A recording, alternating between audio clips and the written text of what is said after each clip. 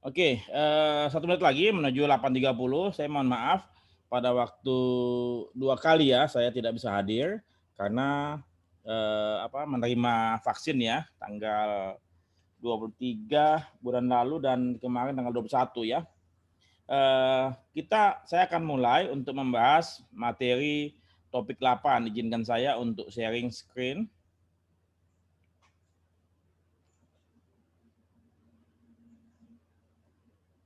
Sudah lihat ya? Sudah, Pak. Sudah ya, oke.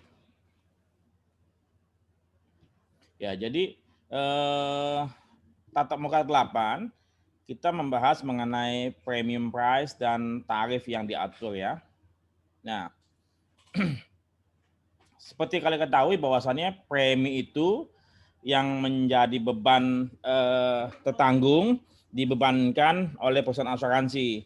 Tentunya perusahaan asuransi menghitung premi berdasarkan apa yang mereka alami ataupun mereka peroleh ya. Pertama kali jadi premi itu ada lima unsur ya. Saya coba sampaikan ada 5 unsur ya.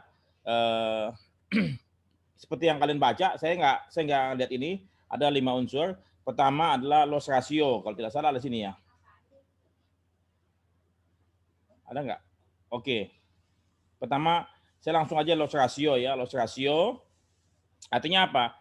Perusahaan asuransi satu dengan asuransi berbeda tentu tentu memiliki pengalaman klaim yang tidak sama. Katakanlah misalnya AXA atau Allianz ya, Wanatata dan Jasindo tentu punya pengalaman yang berbeda satu sama lain. Walaupun mereka sama-sama menerima asuransi kendaraan motor atau asuransi pabrik ya, pasti tentunya mereka punya pengalaman yang berbeda ya. Sehingga mestinya premi yang dikenakan pun juga berbeda ya. Misalnya contoh dalam kasus ini ya. Misalnya ada 1.000 rumah ya, 1.000 rumah yang di cover dalam setahun. Kemudian dalam setahun ada satu yang kebakaran. Jadi 1.000 rumah yang menjadi portfolio kita, kemudian satu yang kebakaran ya. Nah, sehingga loss ratio yang ada adalah 1/1.000 atau 1/mil. Itu namanya pure risk atau loss ratio ya. Jadi kamu hitung, bisa juga berdasarkan uang pertanggungan atau risiko. Berapa sih risiko yang diterima ya. Bukan uang pertanggungan, tapi dia punya premi. Berapa premi asuransi rumah tinggal yang diterima selama setahun? Katakanlah tadi preminya 1 miliar ya, 1 miliar. Kemudian terjadi kerugian satu rumah dibayar dengan 1 juta ya, sehingga bisa dikenakan 1/mil. Jadi 1 juta 1 juta dibagi dengan 1 miliar itu 1/mil ya. Jadi bisa 2 cara ya, bisa 2 cara anak-anakku. Pertama dari uang pertanggungan premi yang diterima dibandingkan dengan nilai klaim yang dibayarkan ya, atau jumlah unit dan berapa yang kebakaran. Itu bisa 2 cara, tapi yang paling tepat memang dari uang premi yang diterima dibandingkan dengan klaim yang dibayarkan. Nah, ini unsur yang pertama yang harus diperhitungkan oleh setiap perusahaan asuransi. Tentu perusahaan asuransi satu, Wanatata tadi dengan Jasindo, dengan Allianz, dengan ACA ataupun AXA, tentu berbeda. Tidak mungkin sama persis. Pasti berbeda. Begitupun juga dengan klaim kendaraan misalnya. Ya, Astra dengan misalnya Adira atau dengan Raksa Pratigara atau dengan Lain Mitra ataupun ACA pasti punya pengalaman klaim yang berbeda ya. Tidak mungkin sama persis. Ya. Kenapa berbeda? Karena tentunya bagaimana mereka mengelola menerima risiko tersebut itu pas juga berbeda. Kemudian bagaimana mereka menangani klaim juga berbeda. Sehingga tidak akan sama ya. Itu pertama, loss ratio. Jadi kalian harus tanamkan dalam pikiran kalian bahwa unsur pertama premi adalah loss ratio atau pure risk ya. Nah, kemudian kedua, biaya akuisisi. Artinya apa? Biaya perolehan bisnis. Jadi setiap perusahaan pasti tentunya mengeluarkan suatu biaya pemasaran, biaya komisi, biaya promosi atau apapun, ya, itu pasti mereka keluarkan untuk perantara ataupun untuk intermediary yang membantu mereka mendapatkan bisnis, ya. Entah itu agen, entah pialang asuransi, entah bank, entah itu bengkel, entah itu travel agent, siapapun itu, ya. Tentu perusahaan asuransi akan mengeluarkan sekian persen sebagai sebagai jasa yang mereka dapatkan, ya. Itu. Jadi kalau kata misalnya kalian mau jadi agen, ya suatu ketika bisa saja kalian membawa bisnis kemudian kepada perusahaan asuransi menerima bisnis tersebut dan mereka akan memberikan suatu komisi kepada kalian. Nah, ini biaya yang kedua yang dikeluarkan oleh perusahaan asuransi. Ya, ini kalian catat juga bahwa ada biaya khusus. Nah, namun ada juga perusahaan asuransi yang mempekerjakan tenaga pemasaran internal. Jadi mereka mempekerjakan karyawan-karyawan bagian pemasaran, ya, untuk melayani atau untuk memasarkan mereka punya bisnis secara langsung kepada nasabah-nasabah, kepada tertanggung langsung. Nah, tentunya akan berbeda, ya, akan berbeda. Kalau di satu sisi tadi dia mempekerjakan karyawan pemasaran asuransi di dalam sebagai karyawan, itu akan apa? Akan menjadi apa? Sebuah biaya atau pengeluaran yang tetap setiap bulan, ya. Baik karyawan tersebut berhasil atau tidak mendapatkan bisnis, mereka harus membayarkan, ya, gaji karyawan mereka. Karena apa? Karena karyawan harus digaji setiap bulan. Itu biaya tetap, ya, yang harus dikeluarkan setiap bulan. Sementara agen, pialang asuransi, ya, itu adalah biaya tidak tetap. Kalau ada bisnis, maka perusahaan asuransi akan memberikan komisi. Kalau tidak ada bisnis, tidak ada biaya. Sementara kalau karyawan ada atau tidak ada bisnis, maka perusahaan harus mengeluarkan biaya gaji. Paham ya? Kalau karyawan adalah biaya tetap, sementara pialang asuransi dan agen biaya tidak tetap, ya. No business, no fee. Kalau sini no business atau ada bisnis, ya tetap fee keluar, tetap gaji keluar, ya. Itu bedanya. Kemudian, nah, ada juga biaya overhead, biaya operasional yang dikeluarkan oleh masing-masing perusahaan asuransi. Tentu biaya operasional, ya, biaya operasional yang dikeluarkan oleh perusahaan asuransi masing-masing A atau B atau C, ya, misalnya ACA atau Allianz, itu berbeda, ya. Tentu sangat berbeda. Ya. Sebentar. Ya, jadi ACA, Allianz, AXA, Jasindo atau asuransi yang Daimitra atau asuransi yang lain tentu berbeda-beda biaya operasional. Kenapa?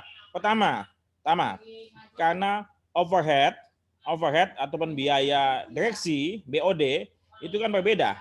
Ya, berbeda satu sama lain. Katakanlah misalnya Allianz ataupun AXA, ya, itu memiliki expat, ya, expat atau tenaga ahli yang dipekerjakan dari luar negeri ditempatkan di Indonesia, ya. Jadi tentu berbeda dengan BOD yang dari Indonesia, dari lokal, ya. Itu berbeda sekali satu sama lain, ya. Kemudian kalau Allianz ataupun AXA ataupun yang perusahaan besar, dia punya office, dia punya kantor ada di segitiga emas, ya, punya gedung-gedung perkantoran yang biaya mahal. Sementara mungkin perusahaan asuransi yang lokal, dia punya kantor, mungkin ada yang di ruko, ya. Sementara tadi yang asing mungkin ada di gedung perkantoran yang mewah. Nah, kemudian kalau katakanlah biaya operasional yang lain, katakanlah dia punya fasilitas, biasanya ekspat dapat fasilitas pemukiman, tempat tinggal di Indonesia, dapat fasilitas mobil mewah, ya, dapat fasilitas pembantu, ya, semua biaya operasional rumahnya dibayar oleh kantor asuransi tersebut. Sementara kalau dia punya BOD orang lokal, ya, dia tidak ada pemukiman, tidak ada biaya operasional perumahan, tidak ada biaya operasional pembantu, mobilnya pun juga mobil sederhana mungkin, ya. Jadi sangat berbeda. Overhead perusahaan satu dengan yang lain berbeda, ya. Kamu pastikan. Kemudian apa lagi? Karyawan-karyawannya. Ya, ini termasuk overhead. Kemudian biaya biaya percetakan ATK dan segala macam. Ini masuk biaya overhead atau biaya operasional, ya. Nah, itu yang ketiga. Kemudian keempat ya adalah biaya apa? Dia pengen profit margin. Jadi setiap perusahaan asuransi pasti ingin untung. Saya sebagai pemegang saham sebuah perusahaan asuransi atau saya sebagai pemegang saham sebuah perusahaan apa? Taruh uang, pengen apa? Pengen untung dong. Kan nggak mungkin seseorang investor yang menaruh uangnya di sebuah perusahaan asuransi tidak menginginkan keuntungan. Pasti mereka menginginkan keuntungan. Tentunya keuntungan yang diharapkan ini lebih besar dibandingkan apa? Dibandingkan tingkat bunga deposito bank ya. Jadi kalau kata misalnya bunga deposito bank saat ini sekitar 3,45%, saya sebagai pemegang saham perusahaan asuransi ingin untungnya apa? 2 kali daripada deposito. Jadi katakanlah misalnya 8, 9, 10% ya. Nah, tentunya tingkat profit margin ini dari satu perusahaan dengan asuransi perusahaan asuransi lain itu mungkin kurang lebih sama ya, antara 10 sampai 20% ya.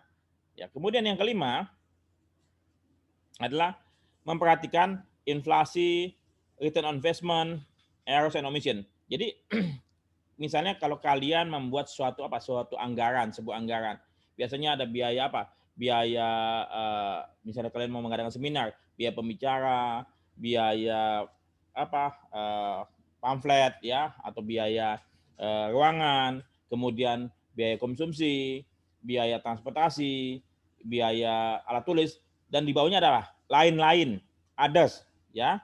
Nah, ini lain-lain ini adalah untuk cadangan bila mana suatu ketika ya ternyata perhitungan-perhitungan di atas tersebut ada yang keliru ya.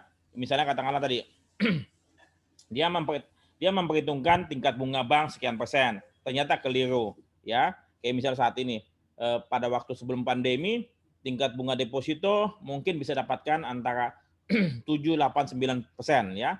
Sekarang tingkat bunga deposito jauh di bawah itu, sehingga terjadi kekeliruan dalam perhitungan Perhitungan overhead dan segala macam. Ya, jadi ini 5 unsur premi yang kalian harus pahami dengan baik ya. Dalam rangka nanti kalau kalian bekerja di perusahaan asuransi harus bisa menghitung. Nah, kembali premi ini tentunya dari satu perusahaan dengan perusahaan lain tentunya mestinya berbeda. Kenapa? Karena pertama, pure risk atau loss ratio perusahaan satu dengan perusahaan lain itu berbeda. Acquisition ini mungkin sama karena ini acquisition adalah pihak ketiga. Jadi yang pihak pertama ini yang pure risk adalah internal, pengalaman perusahaan asuransi masing-masing ya. Itu satu adalah internal. Kalau yang kedua eksternal adalah pihak ketiga yang kita mesti bayar ya. Ketiga adalah overhead perusahaan adalah internal juga. Internal. Profit margin internal ya. Sementara inflasi, return on investment, errors and omission itu eksternal. Adalah bukan perusahaan yang mempengaruhi ya. Ini pihak ketiga ataupun yang di luar kuasa perusahaan. Jadi ada dua hal. Pertama nomor 2 dan nomor 5 ini, biaya akuisisi dan biaya dan inflasi segala macam adalah yang dipengaruhi oleh pihak eksternal, bukan perusahaan itu sendiri yang menentukan. Sementara pure risk loss ratio nomor 1, overhead atau operational cost sama profit margin itu ditetapkan oleh perusahaan itu sendiri, pengalaman perusahaan asuransi itu sendiri ya. Sehingga 1, 3 dan 4 pengalaman perusahaan asuransi satu dengan yang lain itu berbeda. Saya sebutkan lagi, saya tegaskan lagi. Nomor 1, nomor 3, dan nomor 4, pengalaman ACA, Dain Mitra, Allianz, Tokyo Marine, AXA, Jasindo, Raksa Pratikara, dan lain-lain itu pengalamannya berbeda. Ya. Sehingga kalau seandainya sehingga kalau misalnya mereka punya pengalaman dan mereka punya perhitungan berbeda, semestinya premi pun juga berbeda. Ya, kembali lagi. Kalau mereka punya unsur itu juga berbeda, semestinya premi asuransi yang mereka kenakan, yang mereka bebankan kepada nasabah itu juga berbeda. Ya. Nah, saya mau coba jelaskan pada kalian. Saya coba lihat depan lagi ya. Oke. Nah, ini kalau katakan misalnya begini, ada tarif pabrik ya. sebuah pabrik tekstil. Saya sampaikan kepada kalian ya. Sebuah pabrik tekstil. Yang satu perusahaan Indonesia, yang satu perusahaan Jepang. Oke. Kembali lagi, perusahaan tekstil, yang satu Indonesia, yang satu Jepang. Yang satu lokasinya di lokasi umum, pemukiman atau lokasi umum lah. Sementara yang Jepang ini di lokasi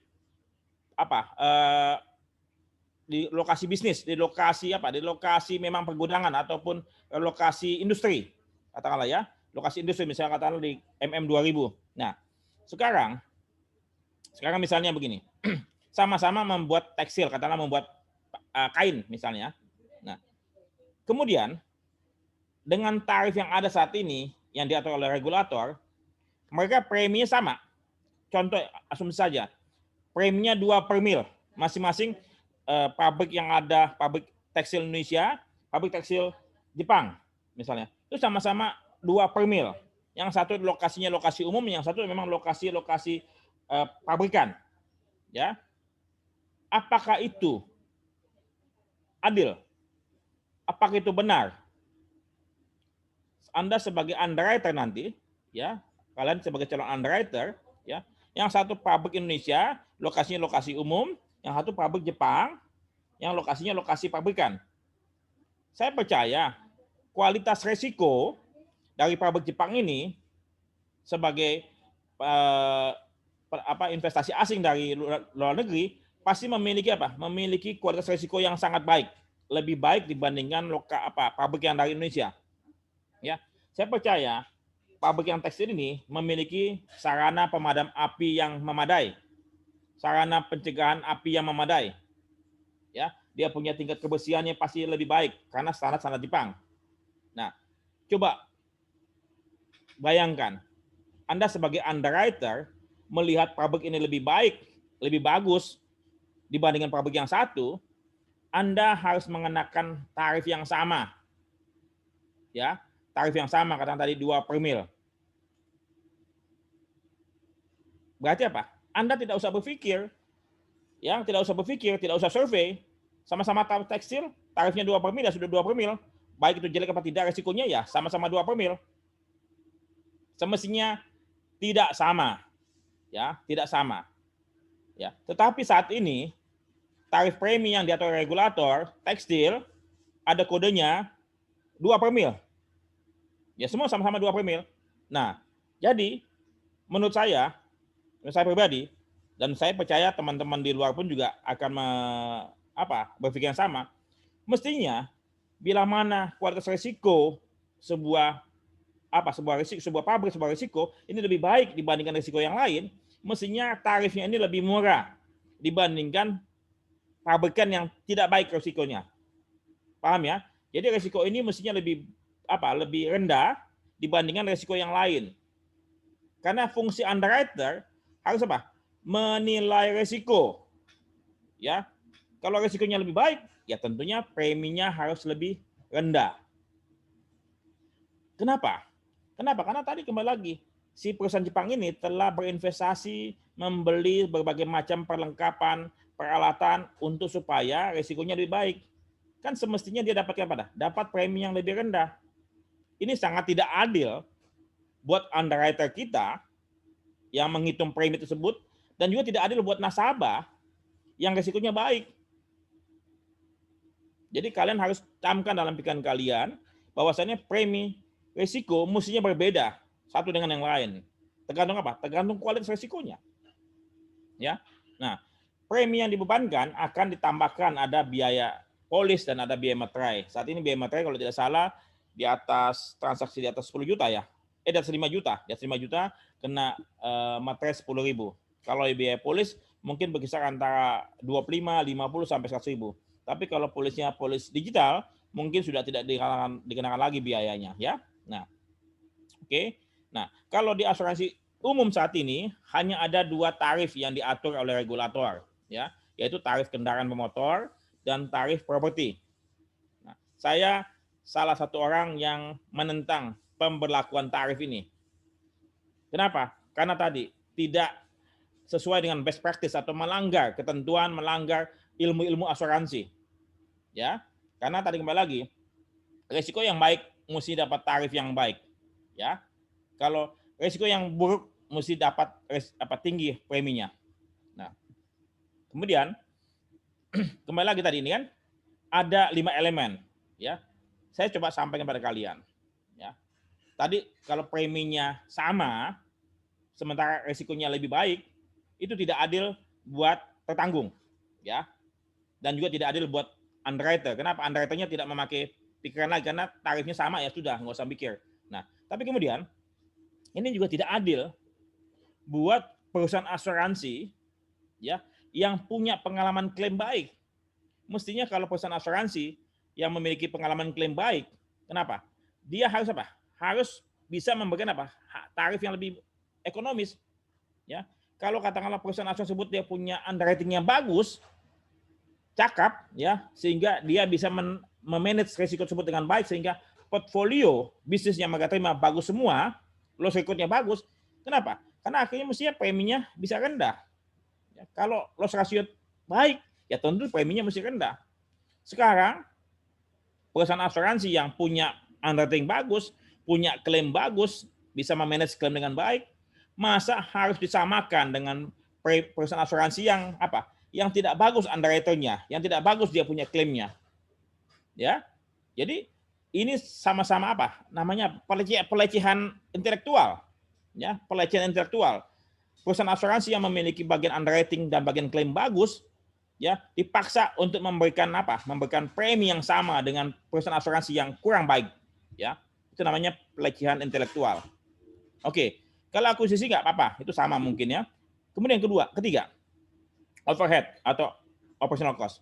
Perusahaan asuransi yang bisa memanage biaya operasional tersebut sedemikian rupa dan hemat, ya, bisa menekan biaya operasional tersebut dengan hemat, ya, dan rendah, ya, harus apa? Harus bersaing dengan perusahaan asuransi yang boros biaya operasionalnya, yang biaya operasional tinggi, ya.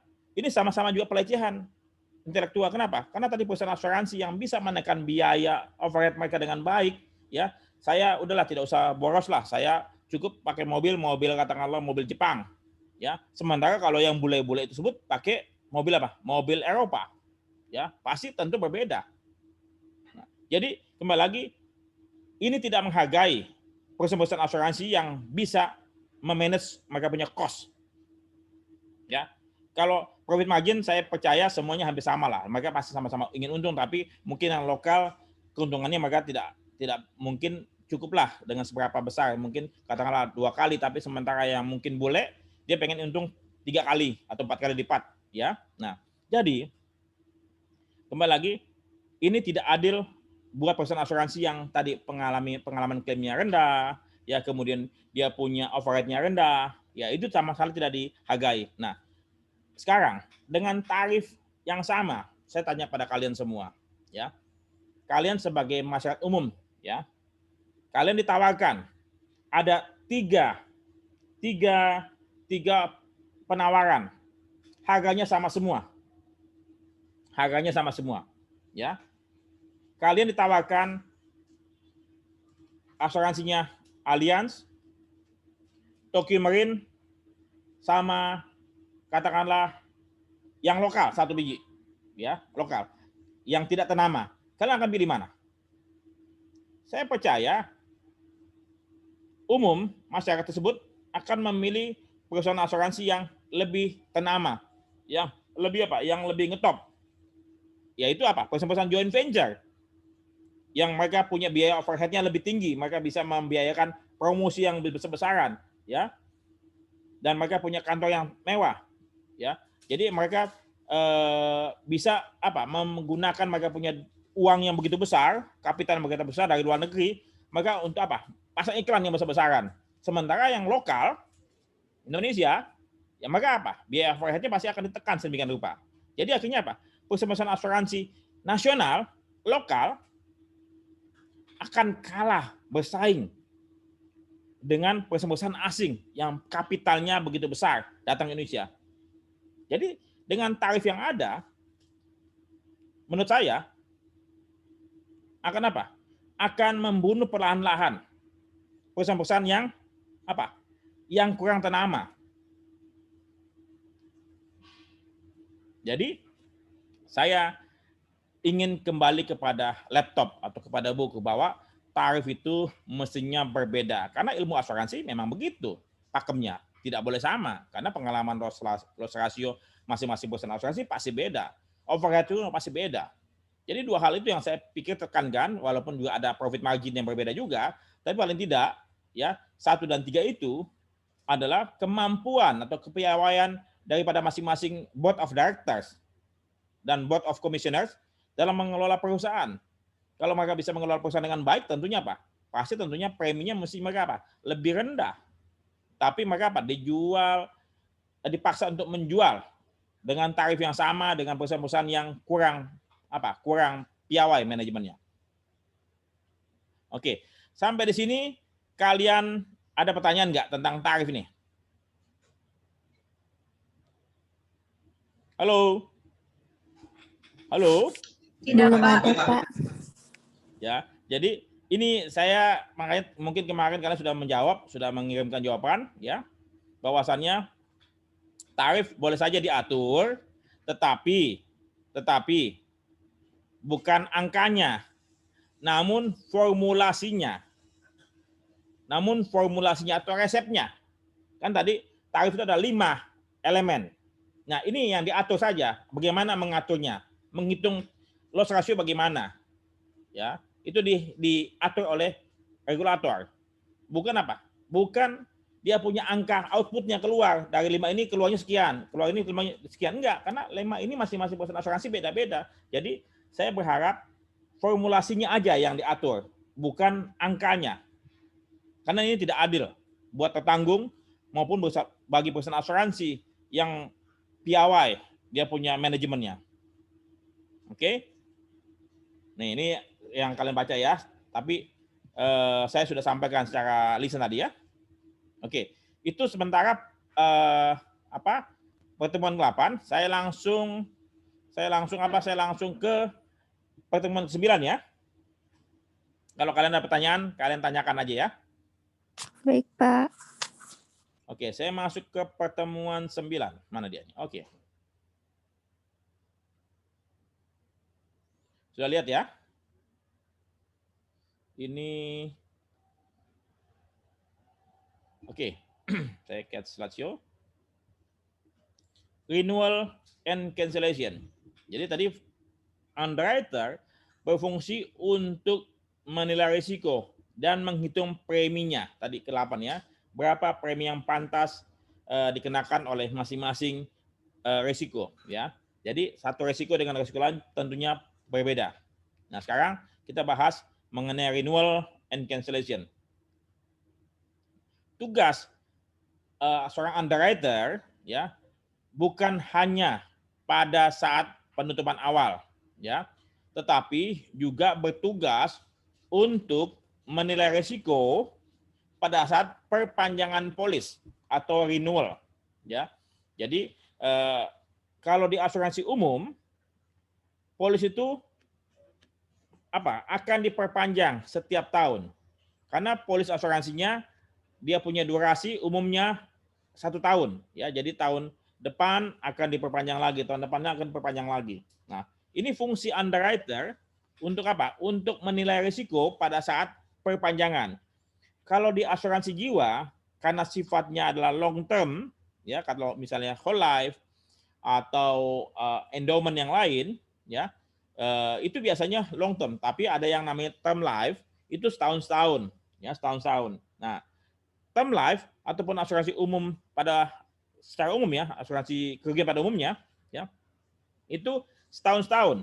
Walaupun juga bukan mungkin, tapi ada asuransi umum yang dia punya periode juga cukup panjang. Misalnya apa? Asuransi CAR ya, atau EAR, Contractors All Risk ataupun Action All Risk, Engineering Business.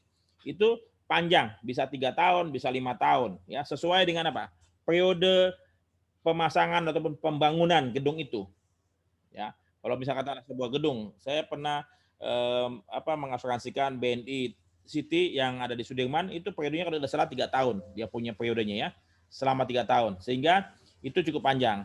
Sementara kalau asuransi umum kendaraan yang leasing itu berdurasi 3 atau 5 tahun. Tapi semestinya dia punya uang pertanggungan ya tidak sama setiap tahun. Karena setiap tahun mesti mengalami penurunan ya untuk asuransi kendaraan yang memakai leasing. Ya kalau kata misalnya dia beli mobil tahun pertama 300 juta, mungkin tahun kedua harusnya lebih rendah ya karena harga mobil setiap tahun mengalami penurunan. Juga asuransi kebakaran rumah yang mengambil rumah pakai BTN.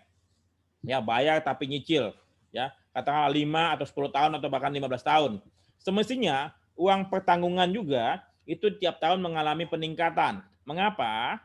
Karena bahan baku bangunan, ongkos tukang setiap tahun mengalami peningkatan ya. Makanya dua hal tersebut yang saya pikir kalian perlu perhatikan ya untuk asuransi mobil dan asuransi rumah ya. Itu yang memakai periode jangka panjang mestinya setiap tahun diadakan penyesuaian kenaikan harga ataupun penurunan harga untuk mobil ya. Nah, jadi kembali lagi ke sifatnya tugasnya underwriter pada waktu perpanjangan mestinya apa? Dia lihat polis yang sudah berjalan ya, apakah nasabah ini pantas, patut atau boleh diterima perpanjangannya. Ya. Saya ulang lagi. Underwriter pada waktu perpanjangan polis, pada waktu sebelum jatuh tempo, katakanlah dia punya polis 1 Juni tahun 2020 ke 1 Juni tahun 2021. Berarti dia sebentar lagi akan expire.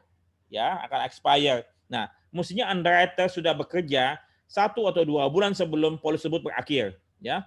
Jadi, misalnya 1 Juni 2021 polisnya habis. Dia sudah mulai bekerja 1 April 2021 kemarin. Dia mesti melihat polis ini akan berakhir.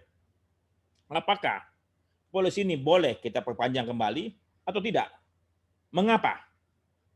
Tentunya apa? Dia lihat selama setahun atau 2 tahun atau 3 tahun berturut-turut ini, apakah polis ini mengalami klaim atau mengajukan klaim. Ya, dia lihat loss ratio-nya bagaimana. Apakah nasabahnya ini terlihat kooperatif, terlihat moral hasilnya baik atau tidak?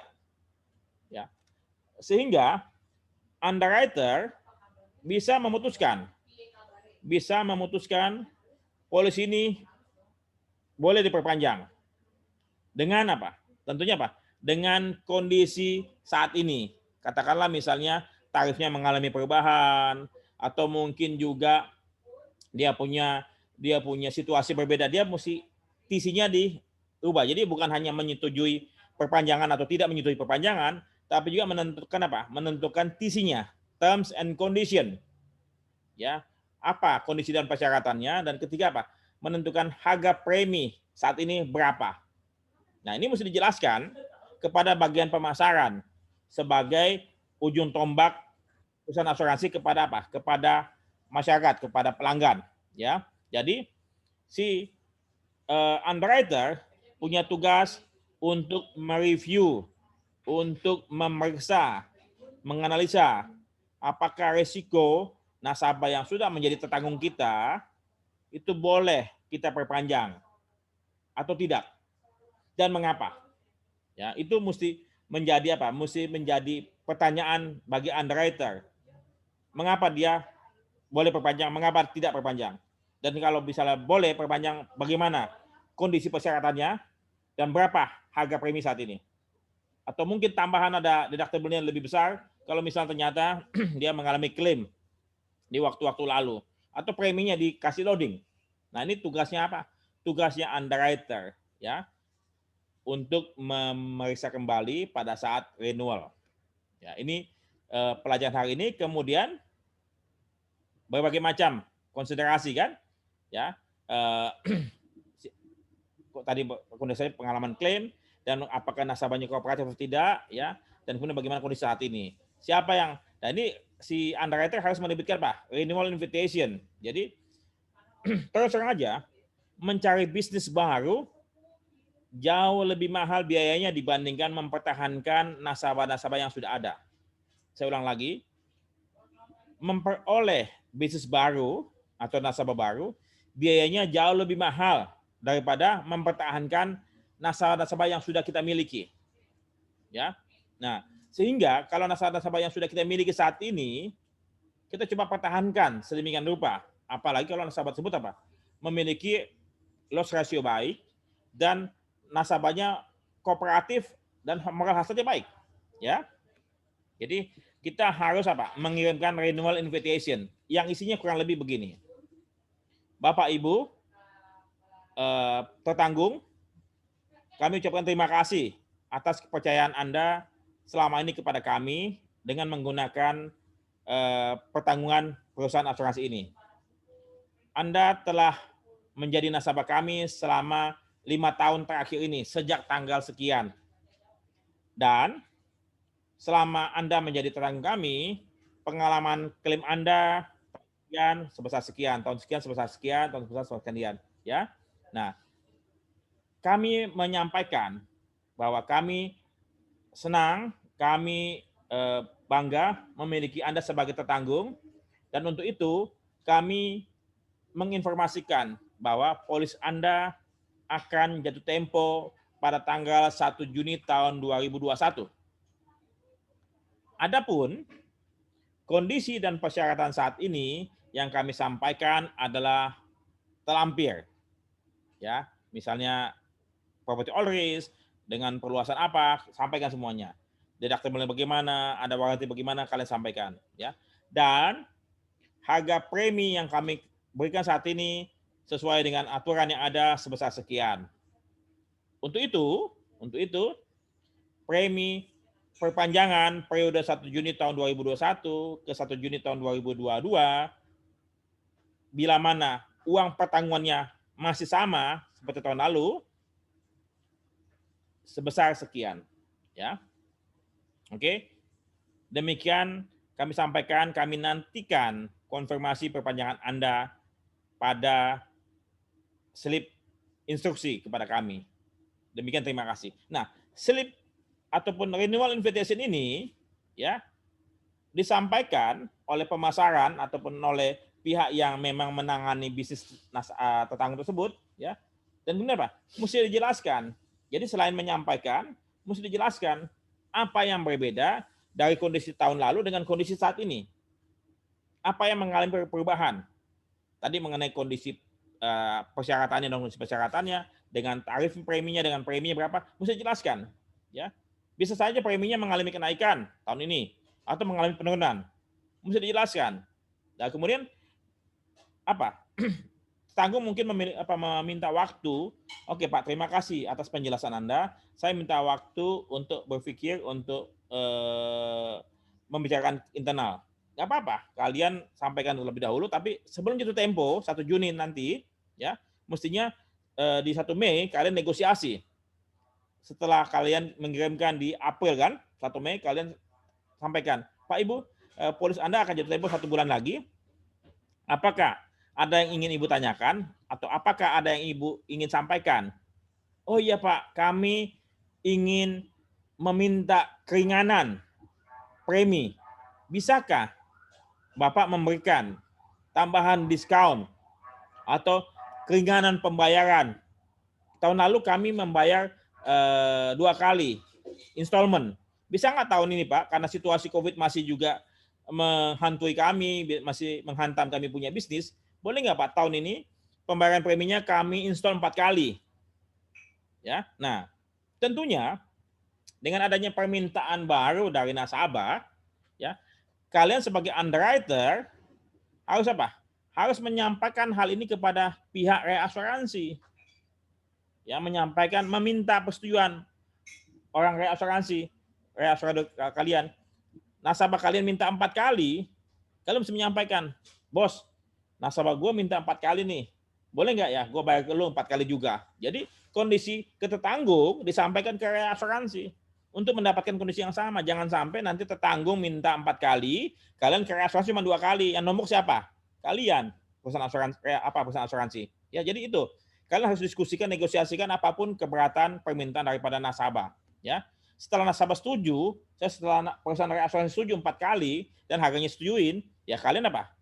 Minta konfirmasi tertulis dari tertanggung. Dan kemudian apa? Kalian terbitkan polis baru berdasarkan kondisi yang baru. Nah, ini proses yang ada di renewal ya atau proses perpanjangan. Nah, ini untuk cancellation. Boleh nggak underwriter membatalkan polis di tengah jalan? Sangat boleh. Sangat boleh, ya. Namanya kontrak.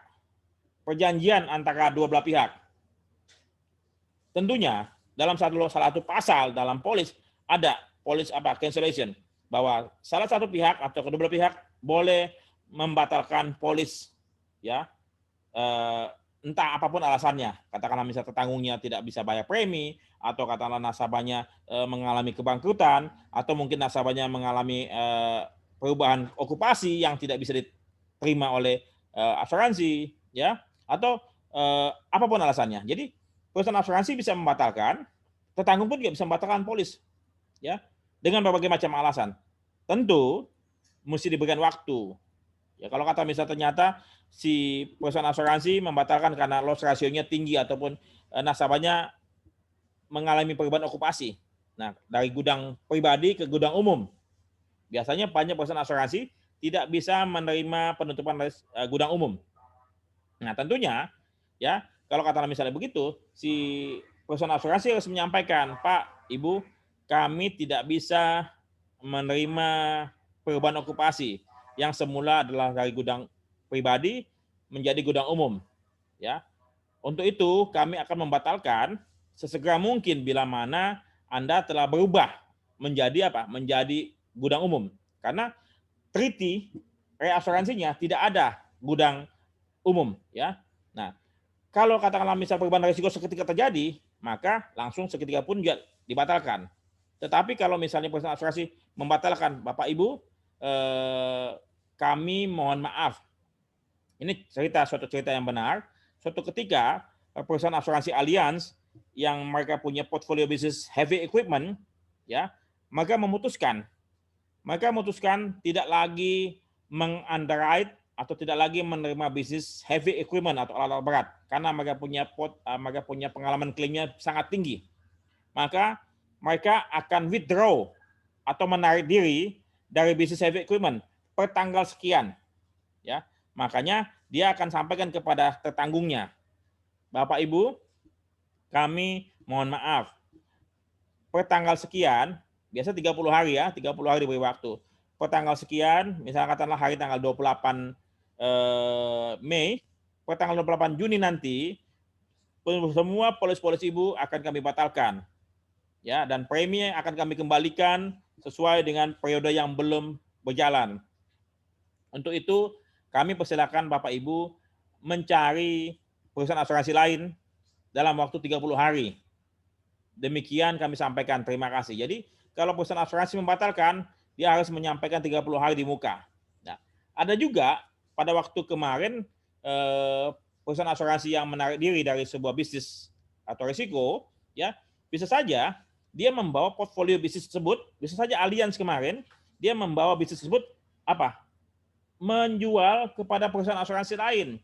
Bisnis ini, bisnis alat berat, dia bisa menjual ke perusahaan asuransi lain yang bersedia menerima pelimpahan, ya, pelimpahan. Bisnis risiko yang katakanlah misalnya dia punya unit yang ditanggungnya mungkin 10.000 unit dengan premi sebesar sekian belas miliar, itu bisa disampaikan, ditransfer ke perusahaan asuransi lain. Nah, kalau pelimpahan ini, ya, perusahaan asuransi membatalkan dan melimpahkan ini, dia mesti sampaikan kepada tertanggungnya, hai tertanggung, polis Anda akan kami batalkan sampai tanggal 28 Juni bulan depan. Namun kami telah berdiskusi, semua bisnis Anda akan kami limpahkan ke perusahaan asuransi XYZ yang telah bersedia menerima pelimpahan bisnis ini.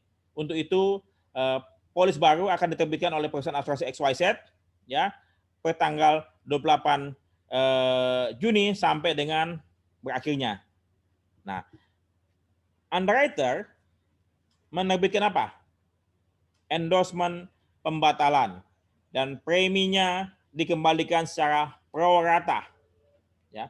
Jadi tugas underwriter juga selain tadi renewal dalam polis perpanjangan juga bisa saja di suatu ketika sebelum jatuh tempo dia membatalkan sebuah polis. Tetapi kembali lagi, bila mana nanti Anda bertugas sebagai underwriter, Anda tidak boleh semena-mena membatalkan polis.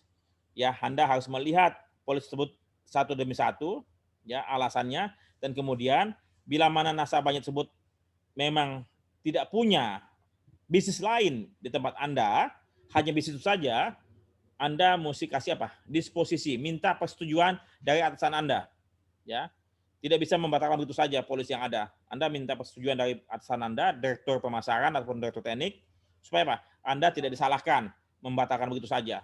Karena bisa saja nasabah yang satu ini, ya katakanlah Bapak A, dia punya heavy equipment ini mungkin babak belur, loss ratio tinggi, heavy equipment, tapi dia bisa saja punya bisnis marine, dia bisa saja bisa punya bisnis properti, bisnis yang lain, ini masih menguntungkan. Sehingga bila digabung secara keseluruhan dari Bapak A ini, Anda masih untung. Nah, kalau misalnya masih untung semua portfolio bisnis dari Bapak A ini, Anda tidak bisa membatalkan satu polis ini, karena dia punya polis-polis yang lain. Jadi kerugian ini dari polis yang satu bisa ditanggung, bisa ditutupi dari keuntungan dari polis-polis yang lain. Sehingga secara keseluruhan, Bapak A ini masih memberikan keuntungan buat perusahaan asuransi Anda.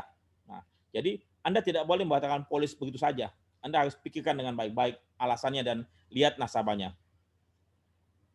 Nah, ini secara umum. Ya, apa itu pembatalan? Ya, tadi saya jelaskan mengapa dibatalkan, siapa yang membatalkan, kapan dibatalkan, prosedurnya bagaimana saya jelaskan tadi kan? Dan harus ada endorsement sebagai bukti pembatalan dan harus ada refund premi. Harus dikembalikan premi yang belum berjalan periodenya. Oke, itu saya punya penjelasan pada pagi hari ini dan ada kuis pertemuan tadi yang kalian mesti sampaikan. Ya, ini sampaikan sebelum berakhir kelas ini. Kelas ini berakhir tanggal jam 10.30. Kalian kumpulkan by email ke saya ya, 7 pertanyaan ini. Kemudian sementara itu tugas kelompok yang saya sampaikan pada kalian, kalian bikin apa? Bikin ini, cari di internet, buatkan surat perpanjangan, disampaikan kepada perusahaan asuransi oleh perusahaan asuransi pada tanggung. Cari ya, renewal invitation-nya. Kalian kata kuncinya di Google search renewal invitation. Ya, kemudian adalah cancellation notice. Ya, kalian cari nih tugas kelompok. Ya, kalian masukkan dua hal ini ke dalam resume kuliah tatap muka ke-9 ini pada waktu minggu depan sebelum kuliah tatap muka ke-10. Oke, dari saya demikian anak-anakku. Apakah kalian mau bertanya terkait dengan tatap muka ke-8, terkait dengan premi, dan tatap muka ke-9 terkait dengan renewal dan cancellation? Silakan. Halo, kalian masih bangun ya? Melek ya? Atau tertidur? Masih Pak. Masih Pak. Iya. Oke, kalian seperti anak saya yang SMA. Masih Pak, ada Pak. Iya Pak. Kalian harus berlatih untuk bertanya. Ya, saya khawatir kalau kalian tidak bertanya, ada dua hal. Kalian mengerti atau tidak mengerti. Mudah-mudahan yang mengerti ya. Ngerti, Eka, Pak. Iya, Pak, ngerti. Anissa, Iya, Pak. siapa lagi? Emma, Iya, Pak, ngerti. satu lagi siapa ya? Saya lupa. Alpanka, ada? Ada Pak, ada. Ada, sebentar. Kok saya lali ya? Maaf sekali. Oh, Rara. Ya. Ada, Pak. Ada ya. Ya. Maaf. Saya belum mengapa sama Nabila juga ada. Oke. Nggak ada pertanyaan ya. Sultan ada? Kayaknya hari ini tidak 28 deh. Tadi saya lihat cuma sampai 24, 25, nggak sampai 28. Ada yang tidak masuk kelas. Mungkin absen tapi tidak masuk kelas. Ya. Ini Sultan mesti lihat nih, siapa yang tidak masuk kelas, ya. Tuh. Yogi baru masuk. Oke. Terima kasih. Oh ya, saya sampaikan pada kalian, tolong yang ada sedikit kendala dengan administrasi, ya, uang kuliah, tolong sampaikan kepada orang tua kalian untuk hubungi kampus, ya, hubungi kampus. Bila mana itu tolong sampaikan. Kalian mungkin minta keringanan ataupun minta cara pembayaran yang berangsur atau gimana, ya. Jangan sampai kalian nanti tidak bisa ikut UTS, ya. Tolong ya, bisa dikomunikasikan, tolong sampaikan kepada kampus ya. Semoga semuanya bisa selesai sampai akhir ya, di UAS ya. Oke, itu dulu penyampaian saya. Terima kasih banyak ya. Sampai jumpa lagi minggu depan ya. Jangan lupa tugasnya. Jaga kesehatan. Ya, selamat pagi semuanya. Terima Terima kasih, kasih. Pak. Terima kasih, Pak. Terima kasih, Pak. Terima kasih, Pak. Pagi-pagi.